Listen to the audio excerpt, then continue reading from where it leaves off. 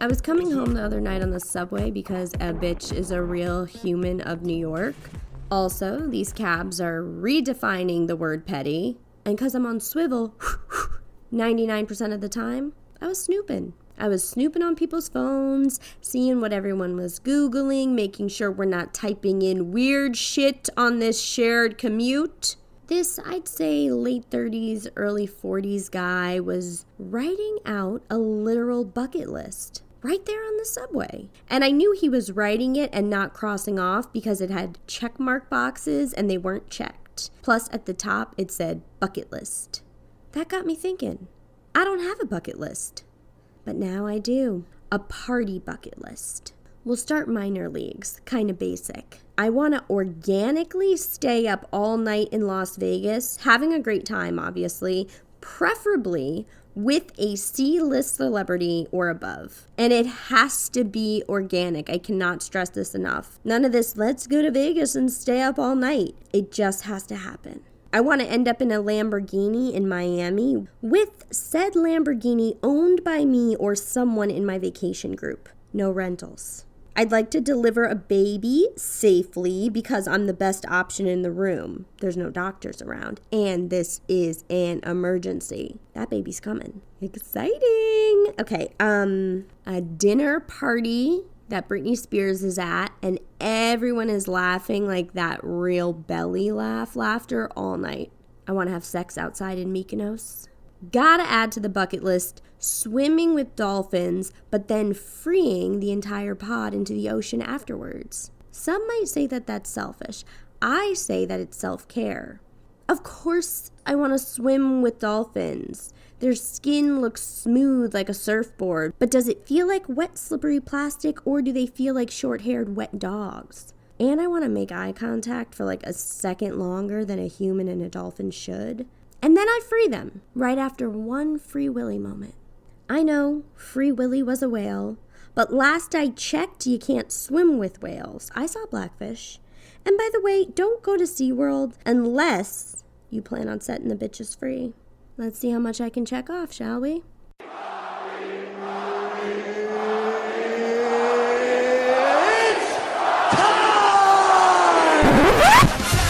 It's time for the Rocket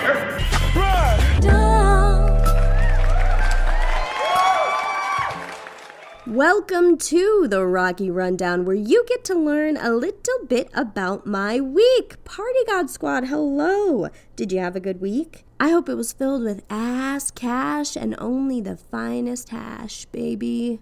And if it wasn't, let's try to turn that around right now. Look at the bright side.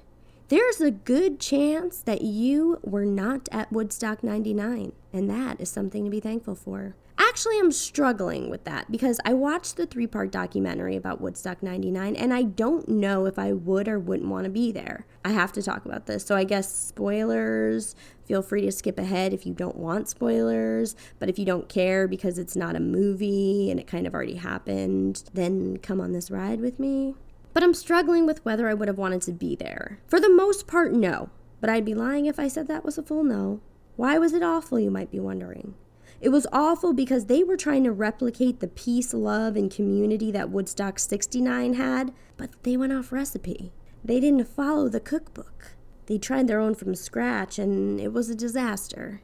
One of the only things it had in common with the original was that both played music to people at an event called Woodstock. So right from jump, they take everyone's water bottles. No one could refill. I think we as a society are a little too harsh with that rule. I actually think it would encourage more people to drink alcohol and spend more money at venues. Think about it. A water bottle can only hold so much. So a person comes in, party in one hand, and wants to keep the party going. Then boom, they run out of alcohol. So boom, boom, they buy more alcohol. It feels like I'm the only one who knows smart business these days. And now big venue is going to come knocking at my door. And besides, what difference would it have made if they did bring in a whole water bottle each, filled with booze? It was a 3-day festival. That water bottle would be empty in one night. They had no shelter from the sun. Everywhere was price gouging. There was trash all over. And really, really heavy energy bands were playing. Korn was performing on the first night, most famous for their song Freak on a Leash. And the nature of their vibe is more of a feeling to me because I don't know the lyrics. But they make their fans feel something. I relate. Busta Rhymes came on stage once as a surprise guest, and I almost fell over the balcony. I get it. But everybody watching these bands that made them feel anger or want to get this anger out, none of their basic needs were met. And that's not to say that the type of person that would succumb to what these individuals succumb to, mob mentality, wouldn't have happened if their needs were met. I don't know if that's true or not, but it really doesn't help how unprepared the venue was for this event. They were hot and uncomfortable, thirsty, getting broker by the second. Shit got insane. And this went on for 3 days. It was worse than the Fire Festival. I've never met anyone who is a Fire Festival sympathizer. Not even for Captain Sucks a Dick. Watch it, people. It's been 4 years. A lot of animals in the crowd at Woodstock. You know, a lot of the uncle brothers who came before their January 6th kin. You know what I'm saying? That kind of vibe. I mean, did anybody there even appreciate that they had a 26-year-old Carson Daly in their shared air? They didn't care. During the documentary, they interviewed Jewel. You know Jewel. My hands are small, I know. And from the Venus shaving commercials, Jewel's iconic. But I almost didn't know it was Jewel because they put her last name after her first name on that little human caption thing that they do at the bottom of documentaries. Have millennials not been through enough? Now you're trying to formalize Jewel for us? And we just have to accept that now Jewel has a last name? No. Jewel should have just been Jewel. And then maybe, just maybe, I could have concentrated on what she had to say about her experience as a performer there, rather than thinking about her new last name. Now, I gotta rewind.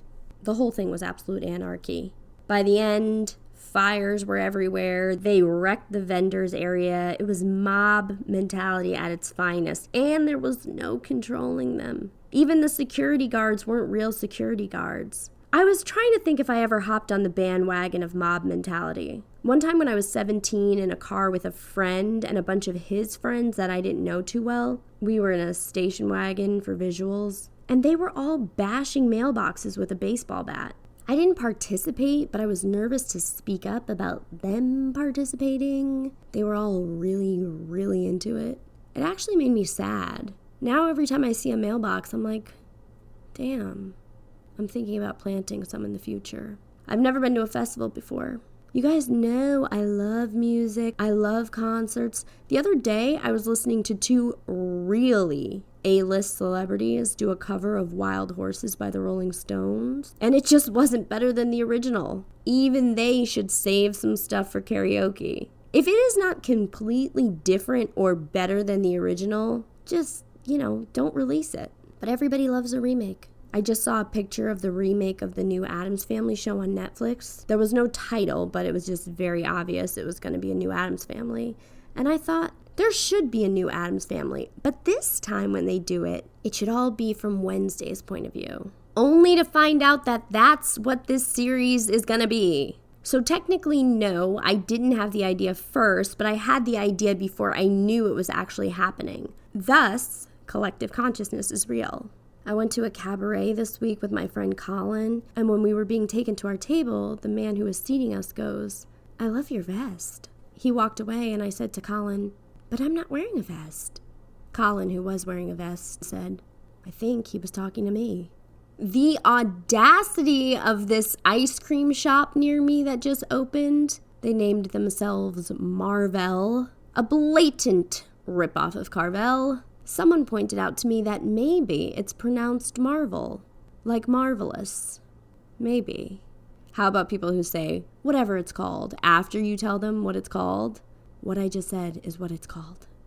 That brings us to Rocky's highest thoughts, my most stoned thoughts of the week. Number 1, babies don't know the words to Eye of the Tiger, but they will. Number 2, a simple way to have less assholes in the world is to stop reproducing with them. Number 3, don't worry about haters. Jesus is like the most popular person ever, and boy, did he have haters. Number 4, nurturing and being supportive of the people you love only makes your whole tribe stronger. And number 5, if Uber Eats tells you you're a regular somewhere and congratulates you, just take the compliment. My guest this week is comedian Nicole Phoenix. Nicole's wild word was long, so kick up your feet and get comfy, baby. If you haven't done so already, please like, share, and subscribe to the podcast. You can follow me at Wild Nights with Rocky on TikTok and Instagram, at Wild Nights Pod on Twitter. If you want to watch extended interviews with all of my guests, please subscribe on YouTube. If you want to support the show with your wallet, hop on over to Patreon, where you can become a member for $2 or $5 a month. A big thank you and a future thank you to everyone who's written and who will write a review after this episode is over on Apple Podcasts. It really does make a difference. And now, please enjoy my Wild Nights conversation with Nicole Phoenix. Nicole, welcome. Thank you for doing the podcast.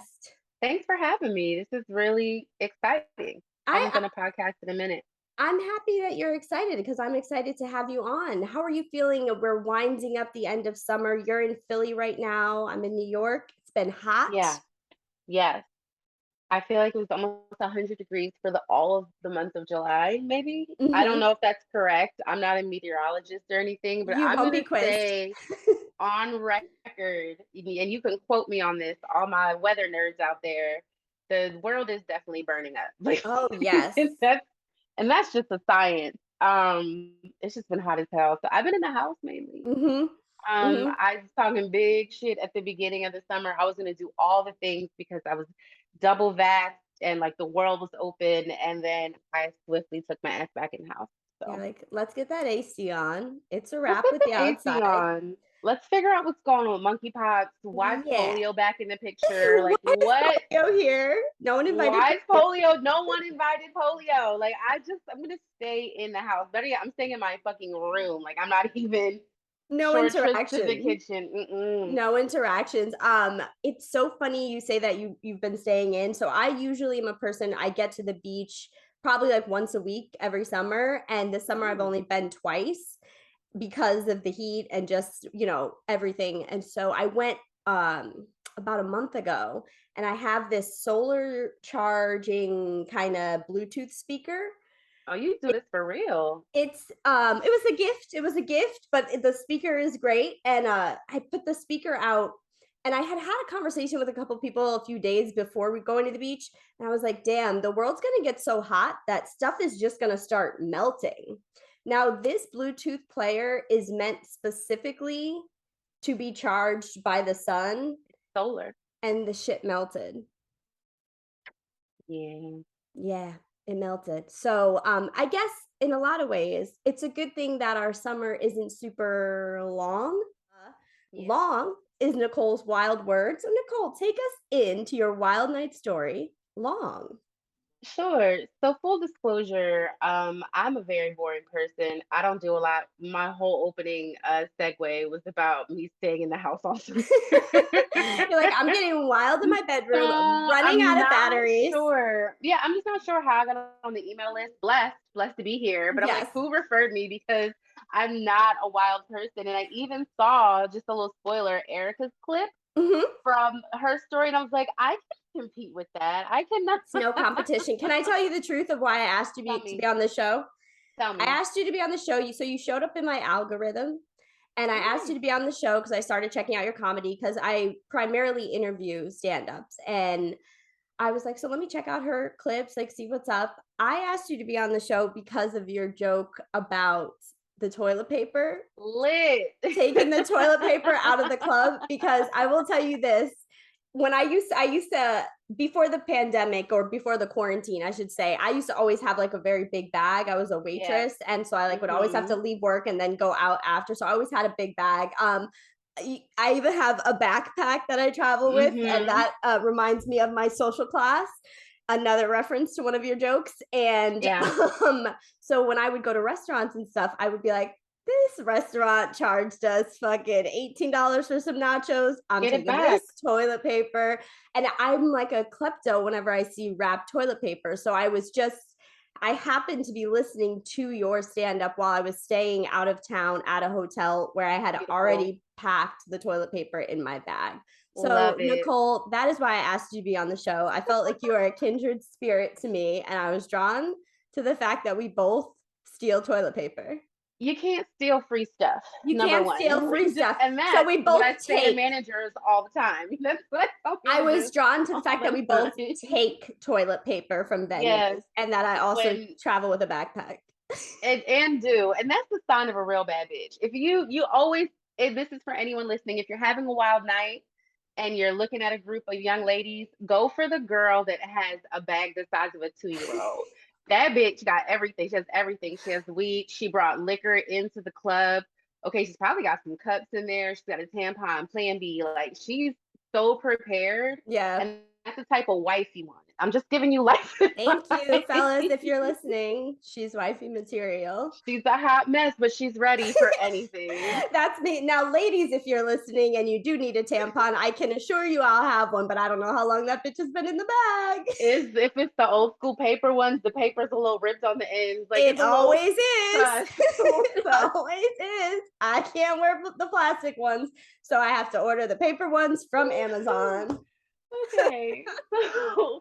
So this should put everyone in the frame of mind of the type of night that I'm used to. Like I just when I'm out, we're out to have a good time, but also I'm not about like all the frills. Like my whole thing is like good people, ridiculous amounts of alcohol, some food in there somewhere, and it's gonna be great. But this Yeah. is the one and only times that I partied all night long. Yes. I've never done this. I know this is the New York City way. You guys go out at like 7 o'clock in the morning. You don't come home until 4. That's just what It's y'all true. do. It's true. I'm not built that way, but it was my maybe 24th birthday, and the plan was not to be out all night long, but it turned out to be like one of the best nights I'd ever had in New York City. I was turning 24 and I was crashing with my best friend Kita. So I got the whole crew with me. It's the early 2000s, so we look great then, terrible in the pictures. It's real bad.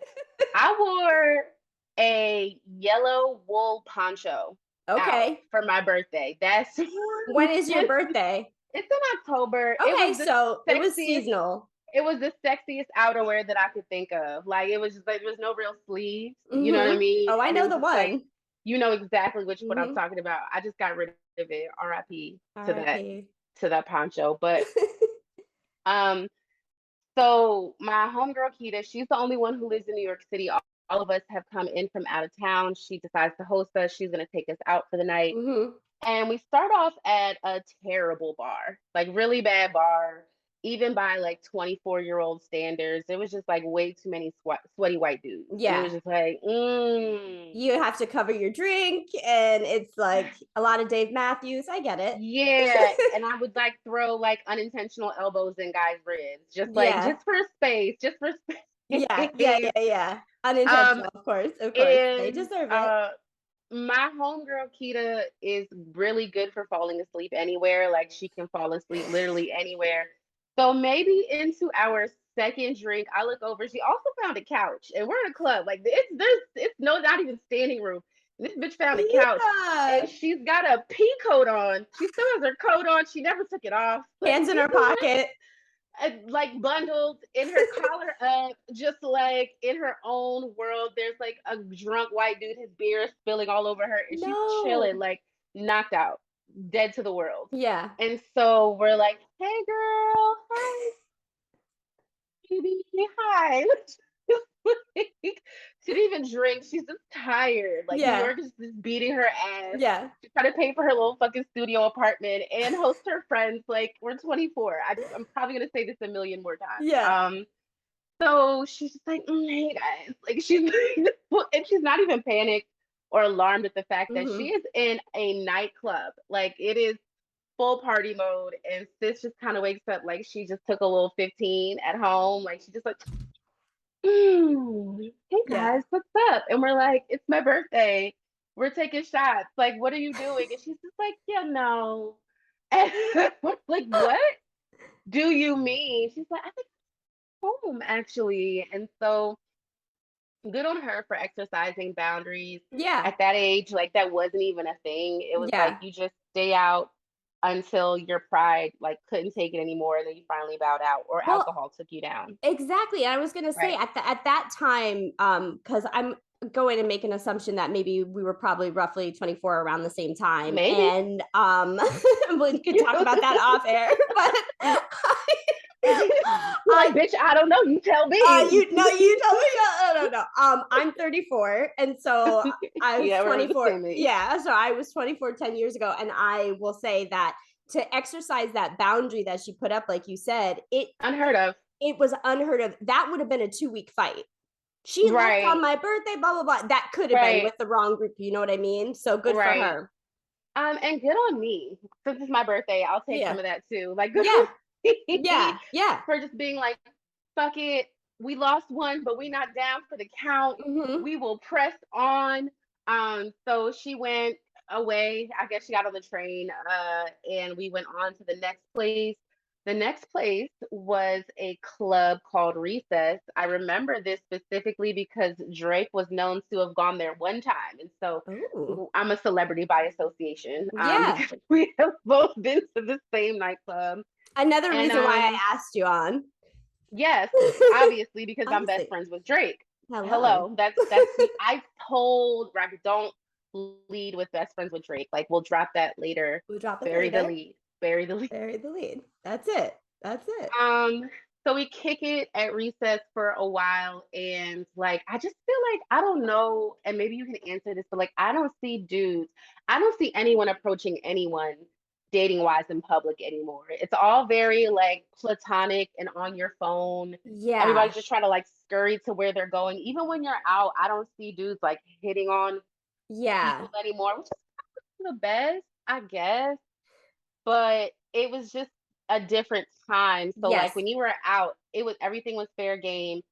Any man would come up to you and say the most ridiculous shit you have ever heard. They would try it, yeah. You just might go for it. Yes. That's why you're out. And that is why you're out. You are out to fuck around and find out. Like, I'm gonna let some ugly man buy me a drink, whatever. We'll see all what night, happens. all night, like, all night. I prefer the finer things. You know what I'm saying? All night long. So this would be our first group of guys, okay, that we hung out with, and they're talking to us. No drinks were bought, which was a red flag. Yes. But they mentioned that they had a place in Chelsea. Okay. We like Number that. one, what? We're in Brooklyn. You know, we don't know much about New York City, but we know Chelsea's a nice neighborhood. It is, so we're like, okay, sure. And they're like, let's go back to our condo in Chelsea. And like, of course we're gonna go back to your condo in Chelsea. These men are like probably 10 years older than us. Okay. We get to the condo. It is a studio, and all four of them are living in the studio. I am not lying to you. And we didn't just turn the fuck around and say, you know what, guys, God bless. Have a good one. Somebody took their shoes off and somebody started pouring a drink. We all got just too comfortable. And there was like this one guy who I guess was the lead alpha, because he was just like the biggest muscly one, and he was just like very energetic. And like we found out that night that he pulled every single one of us into the bathroom individually. Like at different points in the night when we were hanging out, he pulled all of us, me and my girls, into the bathroom and tried to like feel us up or like just get some shit cracking, have a little side conversation. And I was like, in hindsight, the confidence of these men. The confidence is illegal. It should be illegal. I should report. You think there's a statute of limitations on what happened? No one was harmed except like just by being in a poor man's apartment. And they didn't deserve that. We were so cute. You know what I mean? We were so nice. We were so young and so dumb. Like, we should not have gone into the apartment. Thankfully, everyone made it out safely. I think maybe one of us made up a reason why we had to go. The night was not over, of course. By that time, it's like 1, 2 o'clock in the morning. And we just start walking. Okay. Just aimlessly walking through Times Square and through New York City. And somewhere along the way, these dudes again just start following us. Big no in Different these group. days. Different group of men. This is Got our it. second group. This is our second group Love it. of men, boys. They were boys. They were really young. Yeah. First group way too old. Second group way too young. Got it. Like probably in high school. Oh. Yeah, like maybe college age, but they were very, very young. It was new And college. they just kind of start following us like aimless puppies. Mm-hmm. Just like if you're walking down the street and a kitten just starts following you, you're like, no, what are you doing? Yeah. No, you got to go somewhere else. And they're just like, but. But I have $5. I'd love to take you to Dave & Buster's if you'll be my date. No thanks. I do not want to buy you alcohol, child. It was Millhouse for The Simpsons. That's exactly what it Hey, Bart, I found some girls for us to hang out with tonight. Wow, New York City's cool. No thanks. No right, thanks. but we like couldn't shake them. And so my one friend, she just has this like very dominant streak when it comes to, and I don't know, softer spoken men. I don't want to get all of your male listeners all riled up and but she just has this way of like talking to men and just like making them do things. And so all of a sudden she's just like, I'm hungry. Ooh. If you're gonna follow us, you have to buy us breakfast. Yum. Okay. Right? That's a good pack to be in. Right? You see what I'm saying? But you see what I mean about just like the dominance, just like very much confident. Like, if you're gonna be around, you have to like make yourself useful. So we end up at Junior's. Love it. Junior's for breakfast. And in Times Square, right? The Times Square one? Yes, of course. Yeah. And and it was the end of the night. It was a long, long night. A lot of walking in my poncho. Lots of alcohol that I did squirrel away because I had a big ass bag with me. So I probably brought, at the time I was drinking Svedka, vodka was my drink of choice. Since it was the early 2000s and I hadn't graduated to anything other than vodka. Smirnoff triple distilled was mine. Wait, I would have gone for a Smirnoff, sure. But no, the triple distilled vodka, not the coolers. What is the difference? Oh, you mean just the vodka? Yeah. Like how you had Svedka, I was doing the Smirnoff. Beautiful. And what was that with, like a fruit punch? Or it was with the cranberry. It was with the cranberry. Yeah. Super classy. Yeah, that's what people would describe me as for sure. That's definitely a vodka cran. Yes. What people would have used to describe me. Now that's like a vodka and Tito's. It's like, what do you want? So one of my friends immediately throws up in Junior's bathroom. Great. Another one of my friends realizes they have left their wallet somewhere in New York City. Don't really know where. And I'm just sitting there and the sun is coming up over New York City. And I was like, you know what? All night long, partying with my friends, totally spontaneously. Could have gone home and my friend fell asleep and been all mad, like you said, and had like a 2-week fight about how she ruined my birthday. But instead, we hung out with some really weird, poor men. And that was my 24th birthday. Wow. That's a happy birthday. The whole thing. It's a happy. Cool. Yeah, that's a happy birthday. Well, I love that story. And that is indeed wild to stay out all night when you're 24. I used to cocktail waitress really late at night. And so sometimes I would go out with the girls. I didn't like to because I loved them, but I would have so much money and then I wouldn't. I'd be like, oh, we made this much money. And then the next day I'd be like, the sun came up and we went to all these different places, but I burned all my money. So that was hard to get me to go out after work with bankroll. I used to have this like superstitious kind of like philosophy around going out when I was very young and very poor. Just be like, the drinks are gonna come and we're gonna find somebody with weed and it's gonna be fine. And Mm-hmm. like what you would just have to do is like be cute Yeah. and be open. You know what I mean? Yeah. Yeah. Literally That's like manifesting. that got me through that. Oh, okay, yes. That's That's not what I manifesting. called it, but that's what they call it now on TikTok. Hell yeah. What did you Yes. used to call it? I just used to be like, it's gonna be fine. Yeah, Like, yeah, let's just yeah. go. Let's just go and be like, we're cute. We can Yeah. do it. Um, and And just you wear like did. the tightest, shortest, lowest cut thing Yeah. and just be okay with the ugly and or weird guy. Yeah.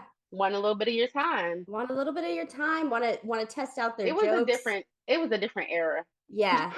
I wanted to test out their joke. Yeah, sometimes guys want to test out their jokes. Like, do you ever have guys who want to test out that Ew. are not comedians that want to test out their jokes to you? Oh, yeah. Or they'll say, "Hey, I don't know.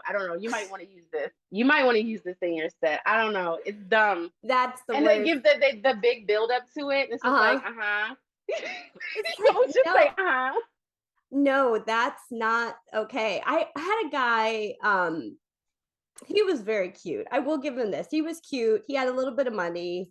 And he approached me at a bar a couple years ago, and I was like, okay, this is fun. Like, I'm okay with this. You may enter. And so he like told me and my friend that he had quit his job. He had a job in accounting, and he said he quit his job because he wanted to be a stand-up. And I don't do stand-up. I write comedy and I do improv, but I'm Right. like very into stand-up. And so my friend says, oh, well, you're with the right person. She's like all into comedy. What's your joke? Like, what's your joke? And then he tells this joke, which I don't remember. All I know is I just stared at him very blankly. And I was like, do you know why this joke mathematically didn't work? And then I told him the whole origin of why Steve Harvey is famous. And Wow. then he was like, okay. And I was like, and do you see the nuances of why your joke didn't work? And I'm like, this, first of all, this man does not deserve Steve Harvey's origin story from me. Mm-hmm. Second of Mm-hmm. all, he's not a comedian now. He's is the story, is the moral of the story. Yeah. It's something about accountants. They just want to get out so bad. I don't know. I have another friend. He did accounting for years, and I was like, is it the spreadsheets? Is it all the numbers? Yeah. Why? And I think it's also a nice go-to. A lot of people when they're in schools, like, oh, every Yeah. business, right? Everyone needs an accountant, Somebody doing right? And numbers. then you Yeah. go into it, but I feel like especially, and it is stereotyped as one of the most boring professions in the world. Yeah. It's like accountant, dentist, we need them, but like nobody cares about what you do all day. Like no one will Yeah. ask, no one will ever ask you Yeah. So please, unless so they need explain. dental help or they're in trouble with their taxes. Yeah. Yeah. But I do think there's a lot of men just have like, and there's so many great guys out there. I don't want to be like not all men, but Mhm. a lot of them have this built-in confidence, and they've never like done anything comedic. And that doesn't mean that maybe they're not funny with their group of friends or whatever, but then they just want to, I don't know, it's just the tips and the, do you want to hear this for me? That I'm like, that's not it. That's not the move. Just pay for the No, tips. Yeah. no. I think the thing for the reason I really liked my boyfriend when I met him Mm-hmm. is that I laughed at something he said one time. He was like, "Oh shit." And I was like, "What?" He's like, "You laughed at something I said." And I was like, "Yeah." It's like, "But you're like a comedian. You're like really funny. So like, Yeah. does that mean what I said was funny?" Like he was legit kind of like, which is so different, I think. Yeah. And That is, it's like genuine. I was like, "Oh, that's really fucking cute." But he Yeah. never he told me one joke when we first met, and it is the corniest joke. He's a musician. Uh-huh. Musicians, by the way, are worse than accountants when it comes to just wanting to be funny. I'm always meeting his friends, and they always have a joke for me. But this is the joke that he told me when we Let's hear first it. met, and he said, what do a drummer and a cheese pizza have in common? What? They're both hot, but they can't support a family of four." Oh my God. How can you not fall in love with it? That's so bad. It's so, I know, but it's fun. but it's like a dad joke, Yeah, and I yeah. love this. So, and he was like really proud, and I was just like, damn. And it's Yeah, surprising. It's like you don't know where it's going. So yeah, right. that's a good joke. Yeah. Anybody listening who wants to go maybe try that at the bar, there is your joke. Don't come up with your own, fellas. That one is great, especially if you are like charming, Mm-hmm. preferably talented, and maybe good Charismatic. looking, Yeah. charismatic. Mm-hmm. The joke is just a little cherry on top, Just a tiny you little know? cherry on top. Now, speaking of cherries on top, do you have any hmm cherries on top that you would like to talk about? Plug perhaps, let the people know what's going on with Nicole. Sure. So you can always find me on Instagram. You can just find me Nicole Phoenix on Instagram, or if you're not on social media, you can go to NicolePhoenix.com. For the past 4+ years, I've been hosting a show called The Comments Section. It is a long-running show created by and for Black women. You're Mm-hmm. listening to me, but I'm Black. Sorry, Beautiful. spoiler. I'm not Black. Good spoiler. And it's been going really well. I just did it at New York Comedy Club, and I Mm-hmm. have plans to take it on the road. We should be in the Midwest this fall. And we are doing right now the Help a Hoe Out campaign. Uh-huh. Help a Hoe Out, as many of you know, Roe v. Wade has been it's been gutted, and people all over the country with uteruses and other body parts are really, really worried about what's next for them. So you can visit my website or wherever.